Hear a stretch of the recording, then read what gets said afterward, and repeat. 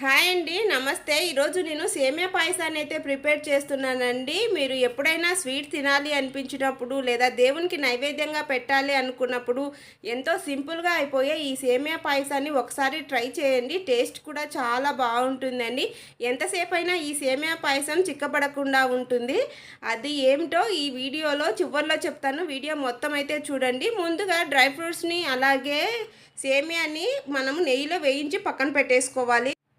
తర్వాత అర లీటర్ పాలను కాంచిన తర్వాత ఒక చిన్న గ్లాస్ వరకు తీసి పక్కన పెట్టేసుకోండి. తర్వాత దీంట్లో సేమియా వేసుకొని ఉడికించిన తర్వాత రుచికి తగినంత షుగర్ కూడా వేసుకొని ఒక 2 నిమిషాలైతే ఉడికించుకోండి. తర్వాత డ్రై ఫ్రూట్స్ కూడా వేసుకొని ఇలా ఉడికిన తర్వాత చివర్లో చెప్తానన్నాను కదండీ! పాలను మనం తీసి పెట్టుకున్నాం కదా! ఆ పాలనైతే స్టవ్ బంద్ చేసిన తర్వాత కలుపుకోండి. పాయసం అయితే అస్సలు చిక్కబడదండి.